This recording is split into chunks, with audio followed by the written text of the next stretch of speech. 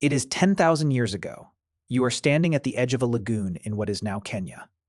The water is still. Your family is behind you. Your children are playing in the reeds. You hear something. It is not an animal. You turn, and then you don't remember anything else.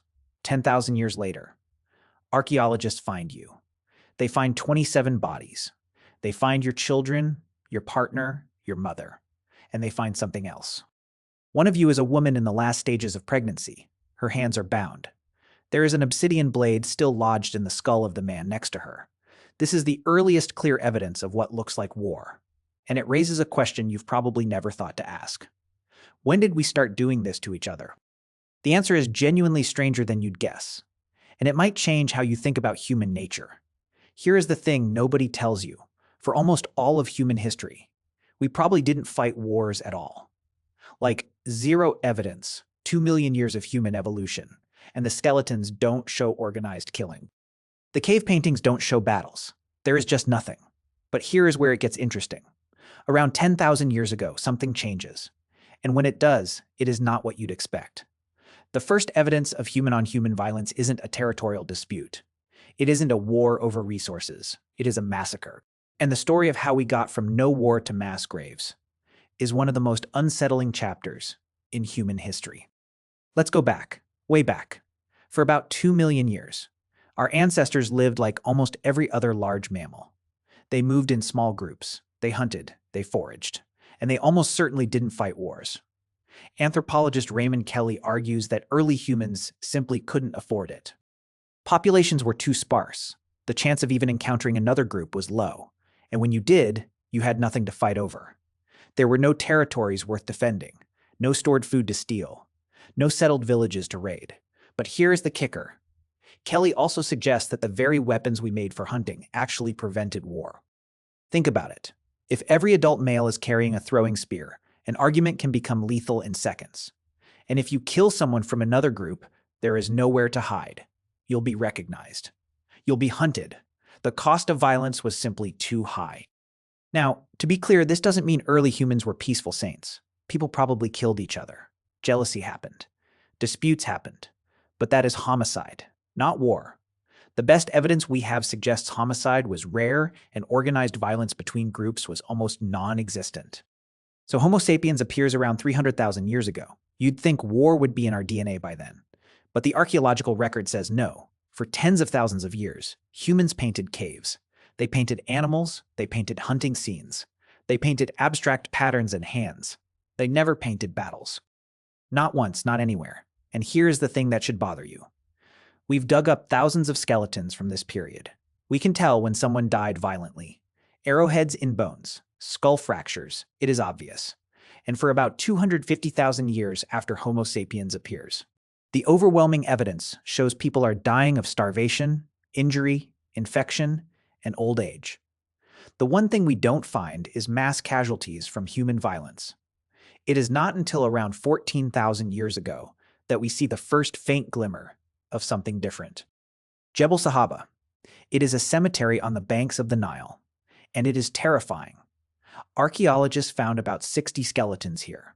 Nearly half of them have arrowheads still stuck in their bones. Some have multiple. One skeleton has more than 20. Think about that. Half the people buried here were shot. These weren't funerals. This was a massacre. Now, the dating on this site is contested. Some researchers think it is about 14,000 years old. Others say it is much younger. But if the earlier date holds, this is the earliest evidence of organized intergroup violence in human history. But there is a catch. Jebel Sahaba isn't a battle. It is a cemetery. These bodies were buried. They weren't left where they fell. That means someone survived. Someone collected the dead and laid them to rest. What happened here? The best guess is a raid. A small group attacked another group, maybe for resources, maybe for territory, maybe for revenge. But whatever it was, this is the first sign that the rules had started to change. Now we go forward a few thousand years, to Kenya, to a site called Nataruk. And this is where the story gets genuinely horrific. In 2012, archaeologists found 27 skeletons at the edge of an ancient lagoon. And unlike Jebel Sahaba, these people were not buried. They were left where they fell, exactly where they died. Here is what the bones tell us. Some were hit in the head with clubs. The skulls are caved in. Others have obsidian projectile points still embedded in their bones. Obsidian is a volcanic glass. It is incredibly sharp and brittle. When it hits bone, it shatters. You can't remove it. It stays there. And here's the twist. The obsidian used in these weapons didn't come from anywhere near Nataruk. It came from somewhere else. That means the attackers came from outside the area. They traveled here. They knew what they were doing. But the worst part is this. One of the skeletons is a woman in the last stages of pregnancy. She was killed. Her hands are bound. The fetal bones are still inside her. Another skeleton has both hands broken. Defensive wounds. He was trying to protect himself. It didn't work. And here is what makes Nataruk different from anything that came before. These people weren't buried. They weren't mourned. They were just left in the mud. This wasn't a raid. This wasn't a dispute. This was an execution. Now, before we go any further, we need to talk about the word war. What do we even mean by it? If you mean one person killing another, that has deep roots, maybe 1.5 million years old. But if you mean organized conflict between groups, planned in advance, with the goal of killing or subjugating, that is much more recent, and that is the distinction that matters. Anthropologists now understand that there is a spectrum. On one end, you have interpersonal homicide. One person kills another in a dispute. On the other end, you have organized warfare. Groups deliberately attack other groups to destroy them. Between those endpoints, there is raiding, feuding, revenge killing, and all kinds of gray areas. Nataruk sits somewhere on that spectrum. It is definitely organized. It is definitely violent. But is it war?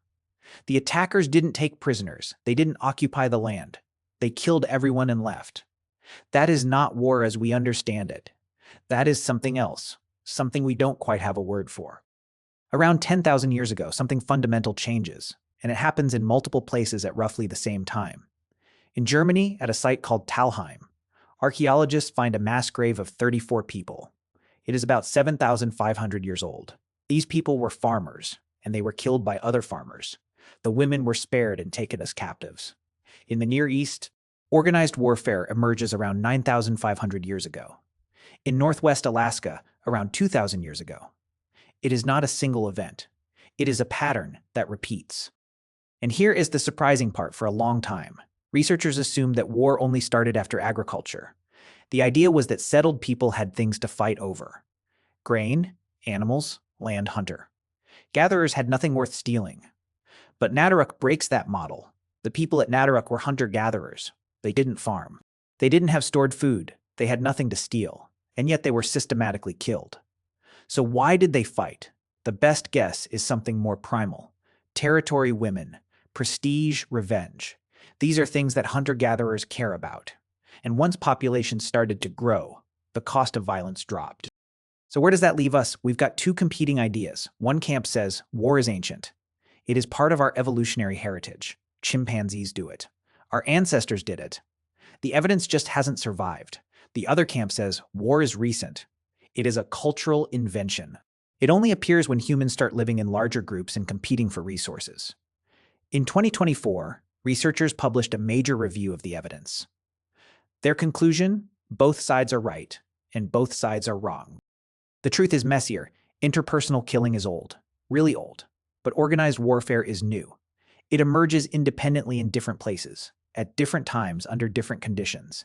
And here is the thing that should bother you. Warfare appears to be something we invented.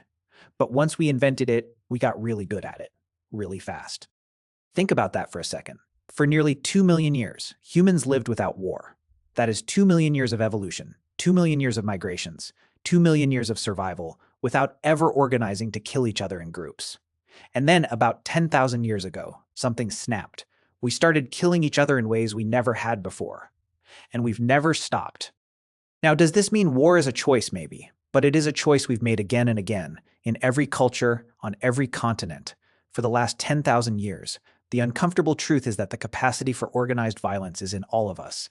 It is not ancient. It is not genetic. But it is there. It was always there. It just took the right conditions for it to show itself. And the first time it did, it was a massacre, not a war, not a battle, just bodies in the mud, a pregnant woman with bound hands, a man with an obsidian blade still lodged in his skull. They didn't fight for honor. They didn't fight for country. They fought for something simpler, something darker, and they lost. So the next time you hear someone say that war is human nature, you can tell them this. It probably isn't. We chose it, we learned it. And in the same way that we learned it, we could unlearn it. Maybe. That is the story of how we started fighting each other. But here is the thing that keeps me up at night. We still don't really know why. It is one of those little human mysteries that just keeps giving. Stick around if you are curious about being human. There is a whole world of these questions.